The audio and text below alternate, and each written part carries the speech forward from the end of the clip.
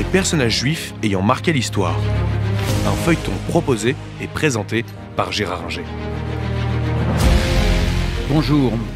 Nous avons vu la semaine dernière que le petit Edgardo Mortara avait été enlevé à sa famille parce qu'une servante chrétienne l'avait ondoyé lorsqu'il était tout petit à l'insu des parents qui étaient de bons juifs et que donc à partir de là il est devenu chrétien et que donc l'Église s'en est emparée pour l'empêcher de devenir apostat.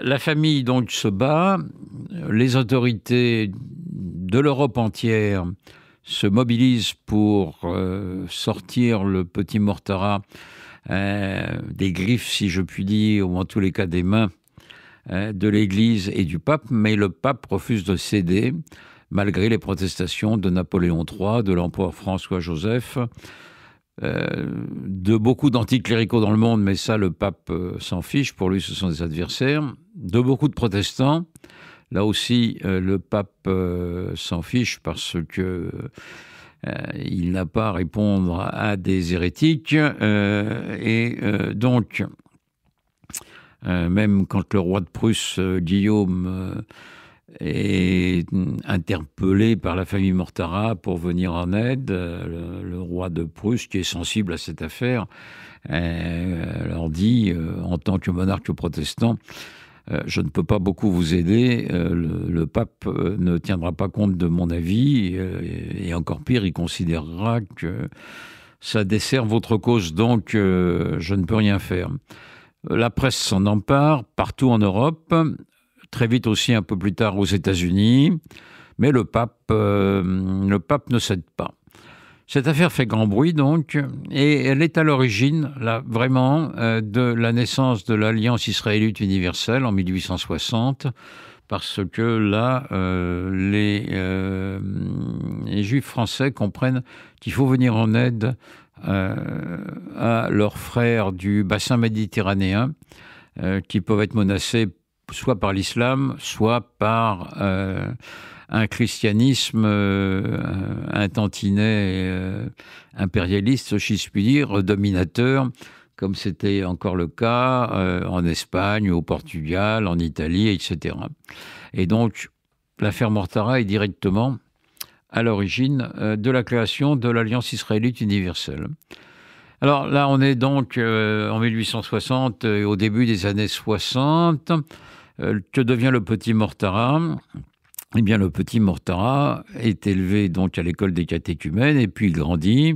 Il va faire le petit séminaire et puis il va partir à Poitiers en France étudier chez les Augustins et donc il va devenir prêtre et il devient prêtre catholique. Prêtre catholique qui va se voir confier des missions importantes par l'Église, par le pape Pie IX, donc. Il est polyglotte, l'enfant. Il est intelligent, il est doué, et donc il travaille les langues. Il connaît naturellement l'italien, il a appris le latin et le grec, mais il parle également français, anglais, espagnol, allemand, et il a appris l'hébreu. Et donc, il réussit à voir sa famille. La famille a tout fait pour le revoir, mais il est maintenant très chrétien, et ce qu'il souhaite, c'est que sa famille se convertisse au christianisme. Et ça, naturellement, la famille refuse, notamment la mère. Le père meurt plus tôt, mais il meurt également en bon juif. On a essayé de l'accuser de tas de choses. Il a fait quelques mois de prison dans le royaume d'Italie sur des accusations fausses, et il a été acquitté de ces accusations. Mais la mère et les sœurs de Mortara continuent à vouloir être juif, malgré les supplications du fils, qui a beau être prêtre, respecte tout à fait sa mère, et qui tente de convertir et sa mère et sa famille. Il n'y parvient pas. Alors, Sa vie va être celle d'un prêtre chrétien à qui on confie des missions de propagande dans les différents pays d'Europe. Il ira en Autriche, en Espagne, en France, etc., même aux États-Unis. Mais il est connu pour étant l'enfant soustrait au judaïsme. Et donc aux États-Unis, même les cardinaux et les archevêques préviennent le pape qu'il n'est pas le bienvenu parce que les familles juives protestent contre ce prêtre qui a abandonné le judaïsme. Il va donc vivre longtemps, ce prêtre. Il va être moine, il va devenir moine dans un couvent en Belgique.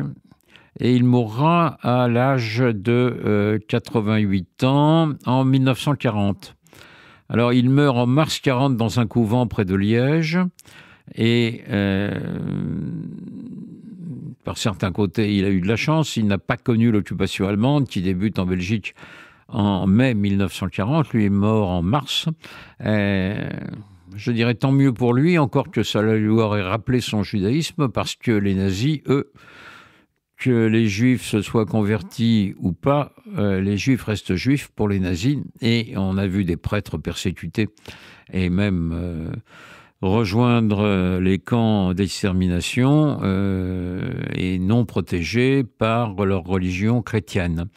Et là, lui, il meurt, je dirais, à temps, à 88 ans, en laissant des traces importantes dans l'histoire de l'Église catholique, parce que l'Église va devoir affronter beaucoup d'anticléricalisme et de reproches de la part des laïcs français, italiens, etc., qui considèrent que voilà la preuve qu'on ne peut rien faire avec l'Église catholique puisqu'elle enlève des enfants à leur famille et qu'elle les convertit de force, alors que leur famille y est opposée. Donc là, l'Église va devoir se battre avec ça, mais elle reste ferme sur ses principes et il va falloir une autre affaire, l'affaire Finali, pour qu'elle commence à peine à bouger. C'était Les personnages juifs ayant marqué l'histoire, un feuilleton proposé et présenté par Gérard Inger.